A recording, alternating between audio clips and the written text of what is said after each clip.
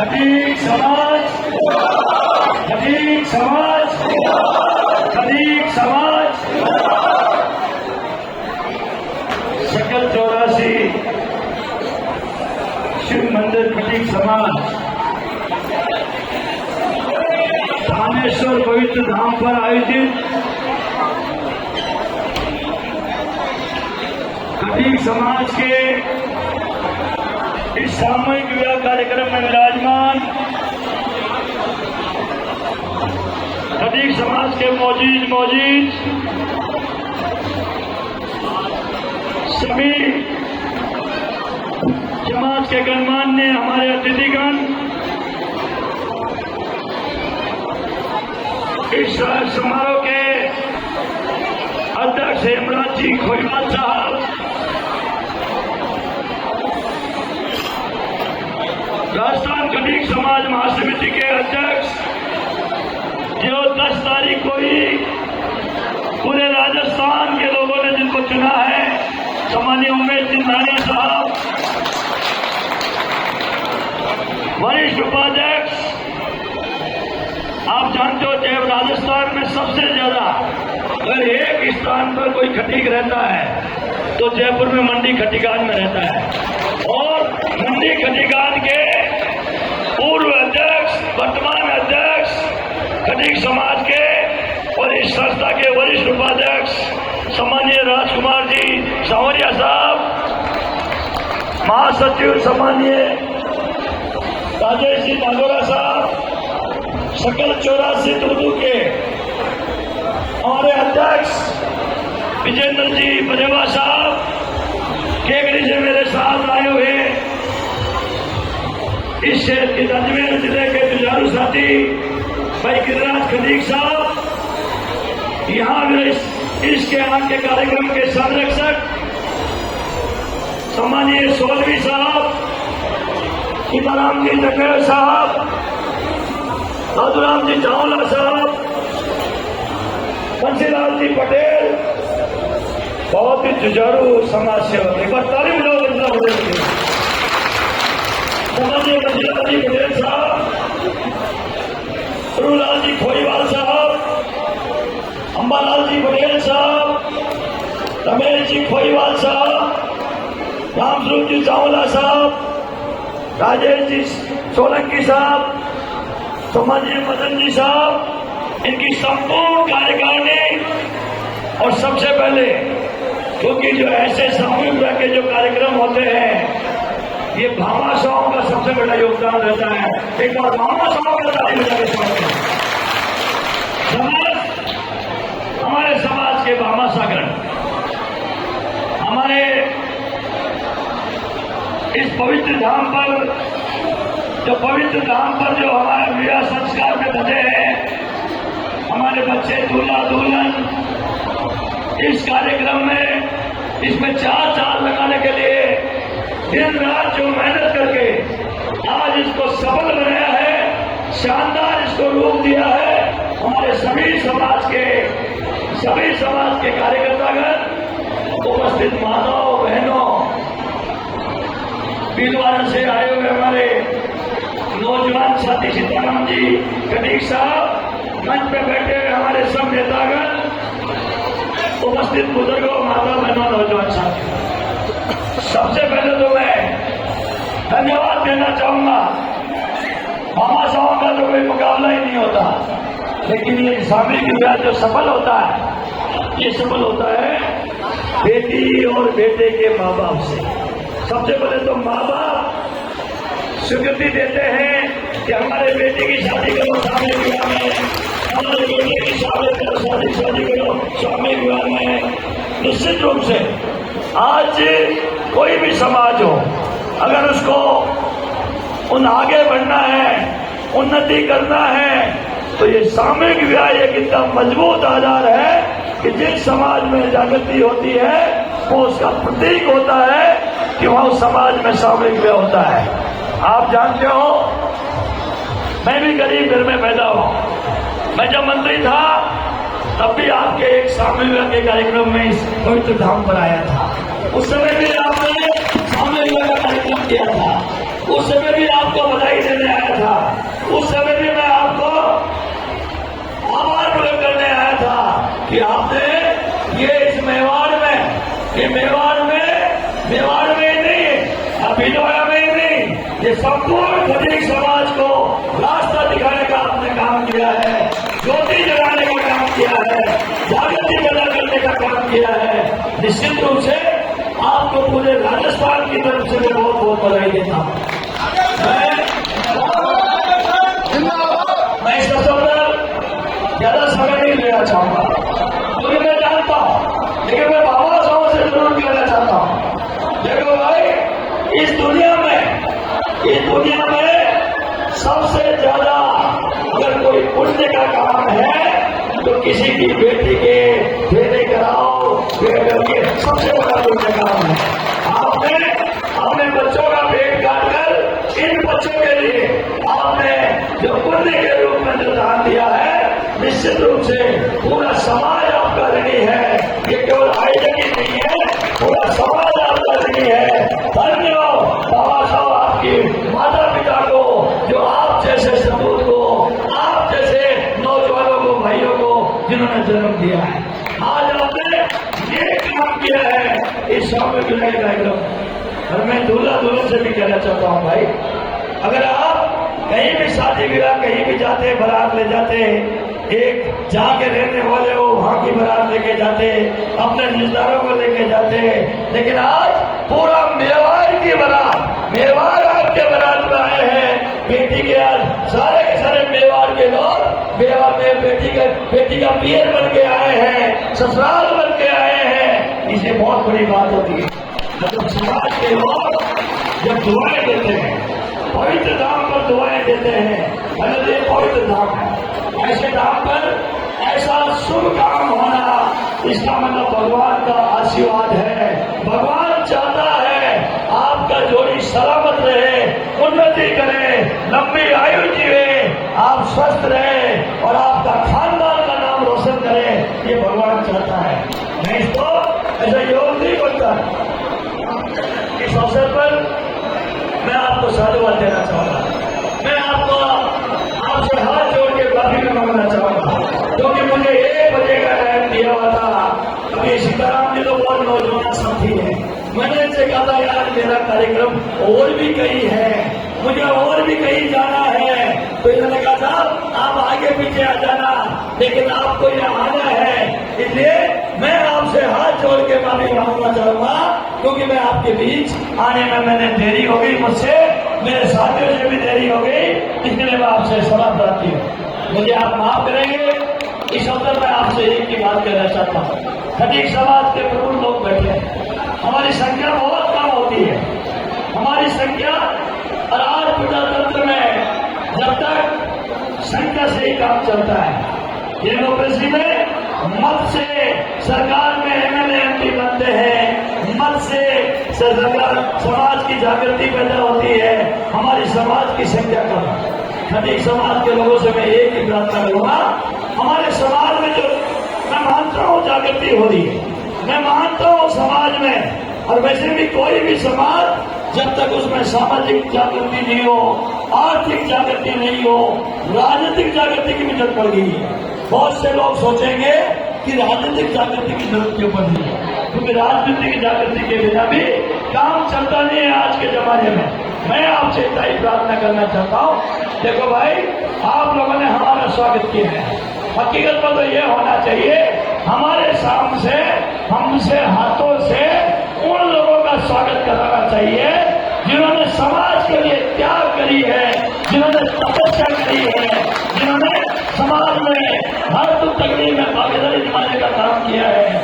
मैं आपसे कहना चाहता हूँ, हमेशा मैं इस बात का विरोध करता हूँ, ये एमएलए बन गया, ये कोई मंत्री बन गया, ये कोई आईएएस अफसर बन गया, ये कोई समाज का बड़ा आदमी बन गया। देखो भाई, ऐसे लोगों के सामने ये नेता बनते हैं, अफसर बनते हैं, इनको आपको सामने बिठाना चाहिए, और जो समाज की दरी बिछाने का काम करता है उसको आपको मंच में बिठाना चाहिए। ऐसे हर आदमी को लगना चाहिए समाज की कोई सेवा करेगा, चाहे कोई कितना ही बड़ा आदमी बन जाए, समाज में तो कदर उसकी होगी जो समाज की दरी बिछाएगा, जो समाज की सेवा करेगा। तो मैं समझता हूँ पूरे सब समाज के लोगों में बच्चेलाल जी, मैंने आपकी ताली क्यों बजाई, मैंने आपकी ताली क्यों बजाई, मैंने आपकी ताली इसलिए बजवाई है, मैंने कई कार्यक्रमों में आपको देखा है। पहला लगाकर खटीक समाज के गांव में, खटीक समाज के आपके भीलवाड़ा जिले में आपको दौड़ते भागते मैंने देखा है। कई कार्यक्रमों में आपसे आया हूँ। आज ये जो अध्यक्ष जी जिस कार्यक्रम के संरक्षक है, जिस कार्यक्रम के अध्यक्ष है, इस कार्यक्रम के जो हमारे कमेटी के लोग हैं, इनका जी जानता होगा, इनको मैंने तो वादे हो गए होंगे। पहले तो जोड़ा तलाशना ही बड़ा मुश्किल होता है। गांव गांव जिलों जिलों में तहसील में जाना, जोड़े तैयार करना, मेल मिलाना, कहीं अगर जोड़े तैयार कर लिए तो फिर हमारा आपस में घर विरोध मिलाना। एक तो कभी पिता नाराज हो जाए, कभी माँ कहते मैं वहां नहीं करूंगा। इसलिए मैं आपसे कहना चाहूंगा, मैं आपको तमाम लोगों को इतना बड़ा कार्यक्रम आपने आयोजित किया है, निश्चित रूप से मैं आपको धन्यवाद देता हूँ। मैं आपसे इतना ही कहना चाहता हूँ भाई, आपके लोगों में ये भी जागृति आनी चाहिए। जिसने समाज में कभी भी छोटा सा भी काम किया है, मैं कई जगह देखता हूँ, कई कार्यक्रमों में जाता हूँ। मैं राजस्थान के करीब जो मुझे बुलाता है, मेरी जो भी मुझे समाज के लोग बुलाते हैं, मेरी कोशिश होती है सब जगह जाना। और मैं उन लोगों से हाथ जोड़ के अपील करता रहता हूँ, देखो भाई, अगर बाबूलाल नगर को आप माला पहना रहे हो, बाबूलाल नगर को माला बना रहे हो, तो बाबूलाल नगर को माला पहनने से बताओ, पहनाने से पहले ये बताओ कि बाबूलाल नगर को माला क्यों पहना रहे हैं। बाबूलाल नगर को माला इसलिए नहीं मत पहनाओ कि ये कई 4 बार एमएलए रह गया, मंत्री रह गया, इस बात की बाबूलाल नगर को माला नहीं पहनानी चाहिए। बाबूलाल नगर को पहनाना है तो ये बताओ आपने हमारे समाज के लिए काम किया, इसलिए वो आपको माला पहना रहे हैं। जो कि केवल कोई अपना अफसर बन जाए, कोई नेता बन जाए, कोई मुख्यमंत्री बन जाए, कोई मंत्री बन जाए, उसको ये आपको उसका समाज में उसका क्या योगदान है आपको चर्चा करनी चाहिए, आपको विचार विमर्श करना चाहिए, आपको सोचना चाहिए। फिर आम आदमी को संदेश जाता है कि जो समाज में काम करता है, कितना ही बड़ा अफसर बन जाओ, कितना ही बड़ा नेता बन जाओ, लेकिन समाज में तो उसकी कदर होगी जो समाज के लोगों की दरी बिछाता है, समाज की सेवा करता है, समाज के लिए दरवाजे खुले रखता है, 24 घंटे दरवाजे खुले रखता है। समाज में कदर उस आदमी की होनी चाहिए। मेरा एक सोच है, हमारे समाज में सामूहिक विवाह भी होने चाहिए, हमारे समाज में शिक्षा का प्रचार प्रसार होना चाहिए। मैंने जब मैं पढ़ता था उस जमाने में सोच बना रखा था कि हमारे समाज में बच्चों के लिए अच्छे शहरों में बड़े बड़े हमारे हॉस्टल होने चाहिए, गरीब का बेटा। क्योंकि मुझे अंदाजा है, जब मैं पढ़ने आया जयपुर में 12वीं क्लास में, तो कोई किराए पे मकान कमरा नहीं देता था, बहुत मुश्किल हो जाती थी। खटियों की मंडी में जाके कमरा लिया 10 रुपए महीने में, और वहाँ 6 महीने निकाले, फिर खटियों की मंडी से बाहर आए तो फिर ये कहना पड़ गया, जाति छुपानी पड़ जाती है किराए में कमरा लेने के लिए। आप समझते हो हमारे बेटे बेटियों को कितनी परेशानी होती है। इसलिए मैं आपसे एक ही बात कहना चाहता हूँ, अगर हमारे समाज को आगे बढ़ाना है तो केवल 2 काम कर दो। एक सामूहिक विवाह का कार्यक्रम हाथ में ले लो, और एक हमारे बच्चों के लिए छात्रावास बनाने का काम हाथ में ले लो, कि हमारे बेटे और बेटियां उनको कम से कम गरीब का बेटा और बेटी भी कहीं जहाँ भी उसका मौका बैठे, हमारे अच्छे मेधावी बच्चों उनको भी पढ़ने का अवसर मिले, वो भी कम से कम ये अपना कमीशन देके अपने माँ बाप का रोशन करें, अपने लोगों का नाम रोशन करें। ये मैं आपसे प्रार्थना करना चाहता हूँ। इस अवसर पर सीताराम जी नौजवान है, ये फाइटर बहुत तगड़ा है, ये फाइटर बहुत तगड़ा है। अभी इसने मुझे भी इतना मजबूर कर दिया, वैसे तो इसकी योग्यता थी, ये खिलाड़ी ये खिलाड़ी था, पता नहीं राष्ट्रीय लेवल का खिलाड़ी था, का था या इतना मोटा आदमी मेरे जैसे, और 13 टीम में राष्ट्रीय लेवल का खिलाड़ी था। इन्होंने मजबूर किया कि मुझे खुशी हुई इस आदमी को, इनका मैं एकेडमी खोलना चाहता हूँ, और सरकार ने इनको एकेडमी के लिए कितनी जमीन दी है, 1 बीघा जमीन 50 करोड़ की जमीन कितने में दी? 2 लाख है, 2 करोड़ में दी। 50 करोड़ की जमीन 2 करोड़ में दी। मैं आपसे निवेदन करना चाहता हूँ, तुम राष्ट्रीय लेवल के तैराकी थे, इसलिए आपको जमीन दो।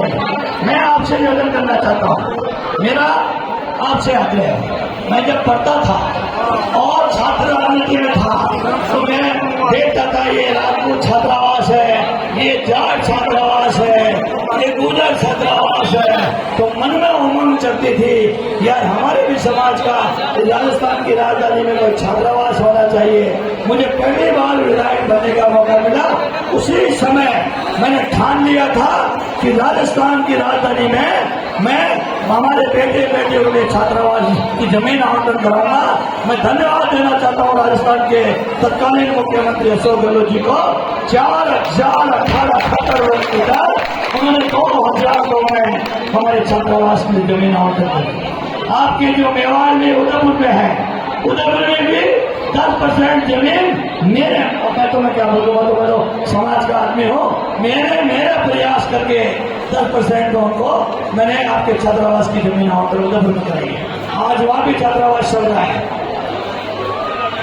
भीलवाड़ा में गहलोत साहब ने नहीं करी है, आपके राठौड़ साहब और बाबूलाल नागर ने भी बहुत जोर लगाया है, बहुत जोर लगाया आपके भीलवाड़ा में जमीन आवंटन करने के लिए। उस समय आपके दिसपुर में मामला था, क्लियर में मामला नहीं था। मैं आपसे निवेदन करना चाहता हूँ, एक बार मैं कोटा में गया, शिक्षा नगरी कोटा है, मैं कोटा में गया, वहाँ हमारे समाज के लोगों ने जमीन खरीदकर कोटा में छात्रावास चला रही और उस कार्यक्रम में मैं गया। मेरे मन में उपज आई, या तुमने लड़कों का छात्रावास बना दिया है, यहाँ कोटा शिक्षा नगरी है, पूरे राजस्थान के हिंदुस्तान के लोग आते हैं, हमारी बेटियों का भी छात्रावास होना चाहिए। और ऐसा कोई भगवान ने करिश्मा किया, वहाँ भी मैंने प्रयास करके शांति राजवाल जी को उस कार्यक्रम में लेकर गया और वहाँ भी अशोक जी की ओर से कोटा में भी बालिकाओं के लिए 10% छात्रावास की जमीन 10%। अभी जुल्लू के लोग आए थे, वहाँ भी मैंने 10% में जुल्लू भी छात्रावास की जमीन आवंटन कराई। अभी जयपुर में हमारे राम प्रसाद जी महाराज का, जयपुर में राम प्रसाद महाराज जी का बड़ा बुलंदपुरा में वहाँ करीब 5,000 मीटर आज जमीन पर आश्रम था। उन लोगों को भी 10% राशि में अभी उनको भी जमीन आवंटन कराई। मैं आपसे कहना चाहता हूँ, मैं आपसे निवेदन करना चाहता हूँ, बात चल रही थी बोर्ड बनाने की, तो राजस्थान में मैं धन्यवाद देना चाहूंगा कि मेवाड़ के और मारवाड़ के लोगों को, उदयपुर डिवीजन के लोग, जोधपुर डिवीजन के लोग ये बोर्ड बनाने के लिए संघर्ष कर रहे थे। मैंने मुख्यमंत्री से बात करी, आज तुम लेट हो गए, ये जयपुर आ गए और जयपुर आने के बाद मैंने पता किया कि खटीक समाज के लोग आए हैं, बोला आए हैं और 10 जगह खड़े हैं, कहीं 50 आदमी खड़े हैं, कहीं 100 आदमी खड़े हैं, कहीं 20 आदमी खड़े हैं, अलग अलग खड़े हैं। मैं चाहते हुए भी मैं उसमें नहीं गया। मैंने कहा यार क्या मैसेज जाएगा मुख्यमंत्री को कि ये खटीक समाज छोटी सी संख्या में है, यहाँ पे इन्होंने 10 टुकड़े कर रखे हैं, 10 जगह खड़े हैं, हम मेरे पास आए हैं। फिर इसके बाद मैंने जाके कहा कि साहब ये आप तो खटियों को बहुत चाहते हो। फिर उन्होंने हमारे खटीक समाज का बोर्ड बनाया, सर दुर्गानाथ जी महाराज के नाम से उन्हें सरकारी बोर्ड बनाया। अब राज बदल गया, उस बोर्ड का कोई बदल नहीं है, मुझे नहीं लगता है। मैं आपसे कहना चाहता हूँ भाई लोगों, मैं प्रार्थना करना चाहता हूँ आप लोगों से, खटीक समाज के लोग ये जो एक दूसरे की टांग खींचने का काम करते हैं। मैं 10 तारीख को जयपुर में एक चुनाव था खटीक समाज का, मेरा दिल जानता है वो 10 तारीख, मैं ये मेरे जीवन में खटीक समाज के लिए इतने जबरदस्त तरीके से मुझे पीड़ा हुई। मैं जगह जगह जाके कहा करता हूँ खटीक समाज में वोट नहीं बनने चाहिए, मतदान नहीं करना चाहिए, सेवा का काम है, इस सेवा के काम में आपको सर्वसम्मति से निर्णय करना चाहिए। अपनी आंखों से मैं देखता रहा और वहाँ खटीक समाज के लोग लाइन में लगकर मत डाल रहे थे, मुझे इतनी पीड़ा हुई। ये सेवा का काम है भाई, ये आज वो पहले वाला जमाना नहीं है। एक जमाने में लोग सेवा के लिए काम करने आते थे, आजकल चाहे सरपंच से लेकर सांसद तक चल जाओ, चाहे छोटे चपरासी से लेकर चीफ सेक्रेटरी चल जाओ, आजकल सेवा तो कम रह गई, आजकल मेवा ज्यादा हो गई। आजकल लोग मेवा के लिए काम करते हैं। इसलिए मैं आपसे कहना चाहता हूँ, ये कुछ जगह तो बची है जो समाजों में जो संस्थाएं हैं, ये केवल सेवा के लिए है, ये कुर्सी के लिए नहीं है। इसलिए मैं आपसे प्रार्थना करना चाहता हूँ, हमेशा कभी भी कोई आपकी कोई पूरे जिलों की तहसील की आप लोग सर्वसम्मति बैठ कर निर्णय किया करो। और भाई मेरे तो वैसे ही दरवाजे खुले रहते हैं, मैं ऐसा आदमी हूँ, राजस्थान में कहीं भी चाहे मुझसे कोई काम होता है कि नहीं होता है, लेकिन अगर कोई 15 साल, मैं 15 साल की बात कर रहा हूँ, 98 से लेकर 2013 तक मेरे पास राजस्थान का कोई भी खतीब आया जिसको मैं जानता भी नहीं हूँ, वो कोई काम बताता था तो मैं फोन करता था, मैं उसका लेटर लिखता था। और लेटर क्या लिखता था, ये मेरा निकट रिश्तेदार है, ये लिखता था मैं, जो भी लेटर लिखा मैंने, ये मेरा निकट रिश्तेदार है जिसको मैं जानता भी नहीं। मैं अभी भी कहना चाहता हूँ, आप लोग अपने समाज में ये जाति वादी ये मत चलाया करो। हमारा खटीक समाज का कोई आदमी है तो हमारा है, वो किसी भी पार्टी का हो, किसी भी पार्टी में चुनाव लड़े। आप देखते हो, आप जाटों को देखते हो, दूसरों को देखते हो, मीणों को देखते हो, ब्राह्मणों को देखते हो, भैरवों को देखते हो, मेघवाल को देखते हो, वैरों को देखते हो, जाति पाति ताक में रख देते हैं, पार्टियां ताक में रख देते हैं, तो सारे नामपद हो जाते हैं। ये हमारे समाज का है, हमारे लोगों का भी नामपद होना चाहिए। कोई किसी का किसी राजनीतिक पार्टी का आदमी हो, अगर हमारा वजूद है, हमारा आदमी कहीं मुकाम पे पहुंचता है तो हो सकता है आपका काम नहीं करे, लेकिन दरवाजे पे दबाओगे तो कम से कम तनख्वाह तो नहीं देगा, और तनख्वाह भी देगा तो अपने मन में तकलीफ तो नहीं होगी। चलो कोई बात नहीं, अपना समाज का ही है, ये समाज का ही तनख्वाह दे रहा है, हम ये करके संतुष्ट हो जाएंगे। मैं आपसे निवेदन करना चाहता हूँ, मैंने आपके मेवाड़ के खतियों को देखा है। एक बार ये उदयपुर के लोग विभाग के भिलवाड़े के लोग बैठे, एक बार हमारे बेदला एक जगह है उदयपुर में, एक प्रकाश खतीक कमांडो था, वो कमांडो वो शहीद हो गया था, वो पुलिस में सिपाही था, वो एक बहुत बड़े एक तरह से डाकू टाइप का आदमी था या सम था, उसको ले जा रहे थे और सामने से दूसरी एक गैंग आई, उसको मार दिया। और मैंने उस समय आपकी ताकत देखी, हमारे उदयपुर में पूरा खटीक समाज उदयपुर डिवीजन का नामबल हो गया था, पूरा खटीक समाज नामबल हो गया था, हजारों लोग खटीक समाज के लोग वहाँ इकट्ठे हो गए थे। उस जमाने में मंत्री हुआ करता था। आपकी ताकत देखकर मैंने मुख्यमंत्री जी कहा, मुख्यमंत्री जी पूरे खटीक चाहते हैं, ये मौका है, अगर आप इसमें मदद कर सकते हो, या फिर शहीद के दायरे में नहीं आता है, नंगा दायरा वायरा आप जानो, मैं आपसे प्रार्थना कर रहा हूँ, इस खटीक प्रकाश को आप शहीद का दर्जा दो। मुख्यमंत्री जी के बात जच गई और सरकार उसको शहीद का दर्जा दिया। ऐसे ही मैंने एक बार मारवाड़ में देखा, एक बाड़मेर में एक हमारा जितेंद्र खटीक था, कबाड़ी का काम करता था, उसके हट की प्रॉब्लम थी और वो थाने वाले उसको पकड़ लेंगे और वो बेचारा उससे घबरा गया और अटैक आ गया और मर गया। और 4-5 दिन तक उसका दाह संस्कार नहीं करने दिया। पूरा मारवाड़ इकट्ठा हो गया, सब जाते हुए लोग, तरह तरह के लोग राजनीति करने लगे। अशोक गहलोत जी जोधपुर के 1400 लोगों ने एयरपोर्ट में पहुंचे, खटीक समाज के लोगों ने कि साहब आप ये करो, 5 दिन हो गए, हमारे आदमी की हत्या हो गई है थाने में।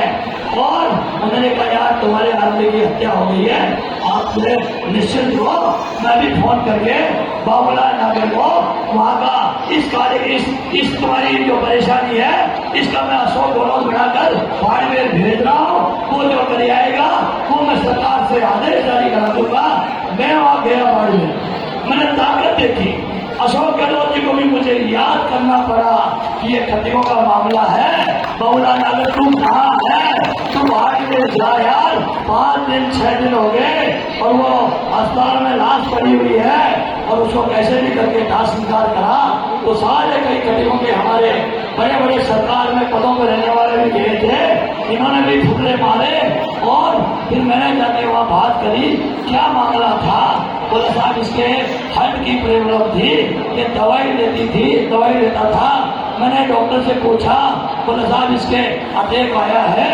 मैंने उन खटियों को बुलाया, भाई मैं इन नेताओं से बात नहीं करूंगा, आप तो बाड़मेर के मुखिया जैसलमेर बाड़मेर जोधपुर के खटी आ जाओ। सेकंड हाउस में मैंने बुलाया, अरे बड़े आदमियों अभी सरकार इसका दास्तार करेगी, अपनी पोल खुल जाएगी, ये अटैक से मरा है, पोस्टमार्टम में अटैक आ जाएगा।